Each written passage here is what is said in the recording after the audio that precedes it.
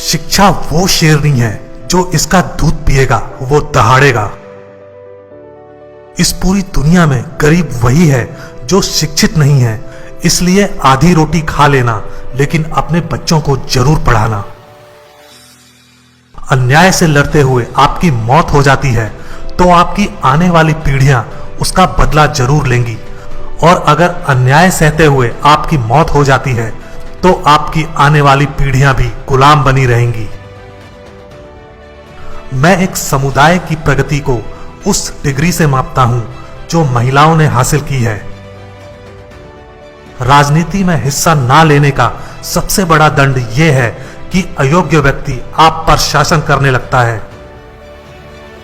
मुझे वह धर्म पसंद है जो स्वतंत्रता, समानता और बंधुत्व सिखाता है। मंदिर जाने वाले लोगों की लंबी कतारें जिस दिन पुस्तकालय की ओर बढ़ेंगी, उस दिन मेरे इस देश को महाशक्ति बनने से कोई रोक नहीं सकता है। जिसे अपने दुखों से मुक्ति चाहिए उसे लड़ना होगा, और जिसे लड़ना है उसे पहले अच्छे से पढ़ना होगा, क्योंकि ज्ञान के बिना लड़ने गए तो आपकी हार निश्चित है। समाज में अनपढ़ लोग हैं, ये हमारे समाज की समस्या नहीं है, लेकिन जब समाज के पढ़े लिखे लोग भी गलत बातों का समर्थन करने लगते हैं और गलत को सही दिखाने के लिए अपनी बुद्धि का उपयोग करते हैं, यही हमारे समाज की समस्या है। यदि हमें अपने पैरों पर खड़े होना है, अपने अधिकार के लिए लड़ना है, तो अपनी ताकत और बल को पहचानो, क्योंकि शक्ति और प्रतिष्ठा संघर्ष से ही मिलती है। छीने हुए अधिकार भीख में नहीं मिलते, अधिकार वसूल करना होता है। यदि आप मन से स्वतंत्र हैं, तभी आप वास्तव में स्वतंत्र हैं। यदि हम आधुनिक विकसित भारत चाहते हैं तो सभी धर्मों को एक होना पड़ेगा। जो झुक सकता है वो झुका भी सकता है। धर्म मनुष्य के लिए बना है, ना कि मनुष्य धर्म के लिए।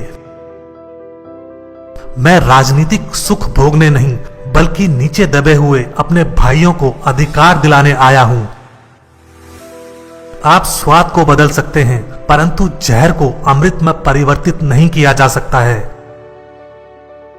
हम आदि से अंत तक भारतीय हैं। मैं बहुत मुश्किल से इस कारवां को इस स्थिति तक लाया हूं। यदि मेरे लोग, मेरे सेनापति इस कारवां को आगे नहीं ले जा सकें तो पीछे भी मत जाने देना। महात्मा आए और चले गए, परंतु अछूत अछूत ही बने हुए हैं।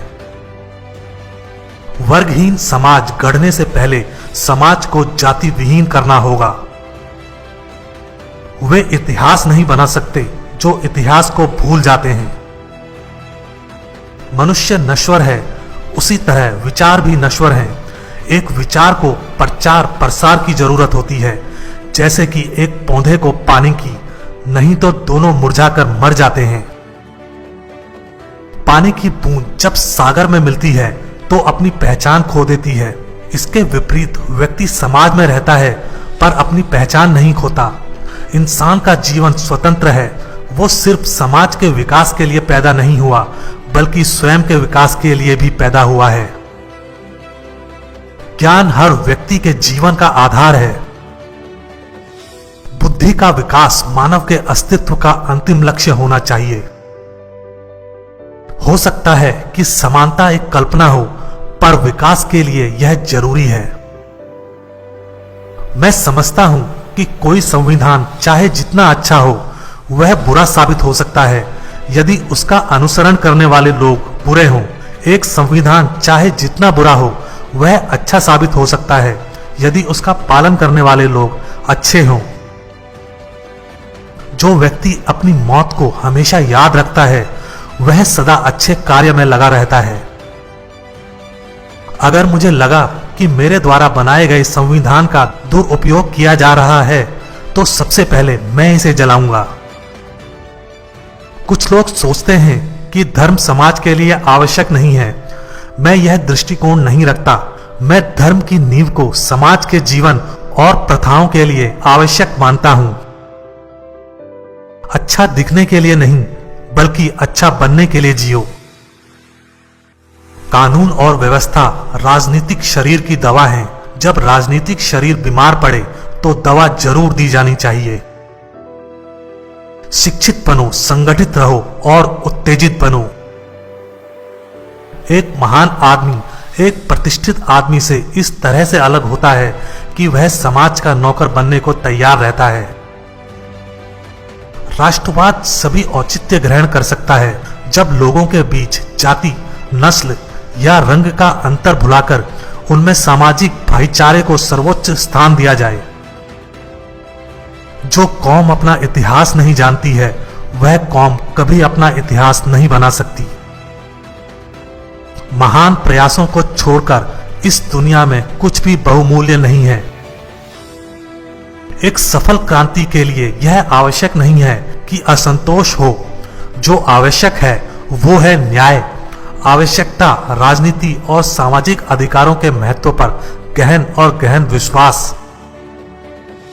हमें जो स्वतंत्रता मिली है उसके लिए हम क्या कर रहे हैं?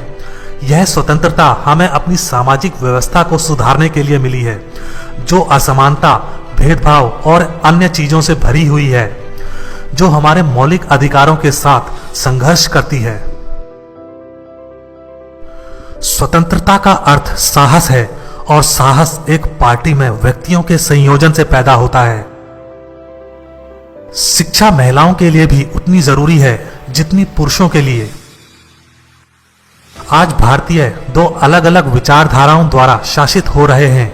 उनके राजनीतिक आदर्श जो संविधान के प्रस्तावना में इंगित हैं, वो स्वतंत्रता, समानता और भाईचारे को स्थापित करते हैं और उनके धर्म में समाहित सामाजिक आदर्श इससे इनकार करते हैं।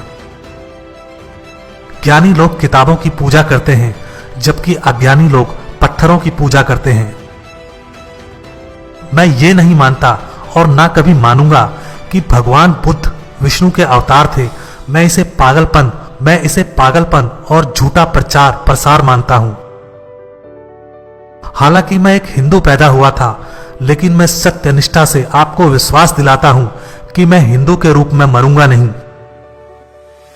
समाजवाद के बिना दलित मेहनती इंसानों की आर्थिक मुक्ति संभव नहीं। शिक्षित बनो, संगठित रहो, संघर्ष करो। समाज को श्रेणी विहीन, वर्ण विहीन करना होगा, क्योंकि श्रेणी ने इंसान को दरिद्र और वर्ण ने इंसान को दलित बना दिया। जिसके पास कुछ भी नहीं है वे लोग दरिद्र माने गए और जो लोग कुछ भी नहीं है वे दलित समझे जाते हैं। संविधान केवल वकीलों का दस्तावेज नहीं है, बल्कि यह जीवन जीने का एक माध्यम है। एक इतिहासकार सटीक, ईमानदार और निष्पक्ष होना चाहिए। संवैधानिक स्वतंत्रता का कोई अर्थ नहीं है जब तक आप सामाजिक स्वतंत्रता प्राप्त नहीं कर लेते। जीवन लंबा होने की बजाय महान होना चाहिए। देश के विकास के लिए नौजवानों को आगे आना चाहिए। जो धर्म जन्म से एक को श्रेष्ठ और दूसरे को नीच बताए वह धर्म नहीं, गुलाम बनाए रखने का षड्यंत्र है।